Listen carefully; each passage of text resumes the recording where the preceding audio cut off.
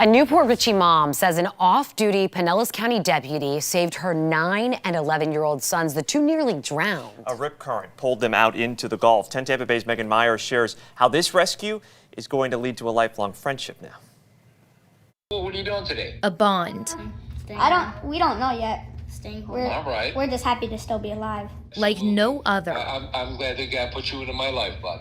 Both you guys. Last week, the two brothers got caught in a rip current while swimming near Anclote Key. I legitimately felt like I was having a heart attack. After they were pulled out far from shore, their mom got waist deep in the water, but got stuck due to the strong wind and waves. I would see one head pop up, and then two heads, and then one head again, and then no heads. That's when she began screaming for help. At that point, I realized I could not, no matter how strong of a swimmer I was, and I know I'm a good swimmer, but there was no getting to my children. Deputy Anthony LaCour and his wife were enjoying his day off duty, hanging out near the water. When he saw their mother pointing and screaming for help, he jumped on his jet ski and right away went looking for the two boys. The older boy was holding the younger boy up. After a few circles around the water searching for them, he found them, scooping them up and putting them on the back of his jet ski. I just tell them, hold on,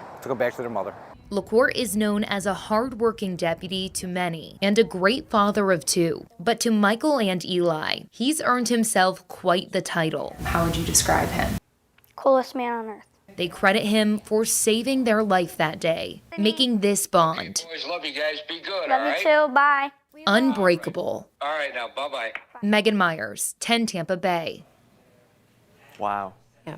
I mean, thank goodness he was there. He had his jet ski, but I gotta say, thank goodness for that. You've got some. I know, it really chokes you mom. up because, no, you see, he knew he had to be there for his little brother, so it's really powerful. And the boy's mom, of course, says, she's so thankful that she put them through swimming lessons because they actually knew, her oldest knew, that he needed to stay calm and just try to float through it. Life-saving, yeah. And Bobby, these rip currents, I mean, they can happen so easily. They happen often. Yeah, especially when we have larger waves. And right now, this is a live shot from Bellwether Beach Resort. This is out at St. Pete Beach. It looks actually pretty nice, but we've got winds blowing on shore. I wanted to show you the color differences. So there's the beach, right? There's the water. Notice how it gets a little bit lighter out here. That's the sandbar.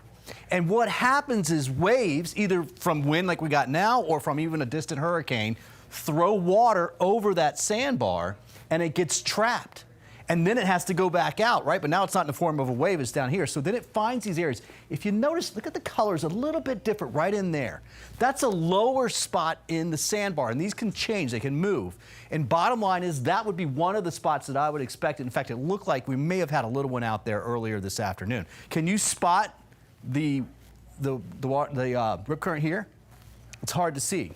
It's actually right in here where we're not seeing waves because there's water there. It's actually a little bit deeper there, right? A little bit of a break in the sandbar. So it's the large size of the waves that throws that water over the initial sandbar and then gets it trapped. That's more water that's trapped between the shore and that sandbar. That water has to come back out and it forms this current that just basically just goes right out.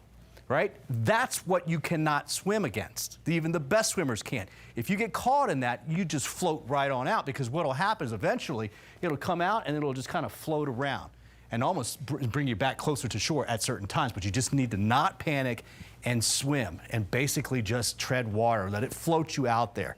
The current can pull underwater as well, too, and that's one of the things that really scares people. Now, if you are caught in it and you don't just float it out, you swim parallel to the shore. Right? You can see where we've got the arrow here.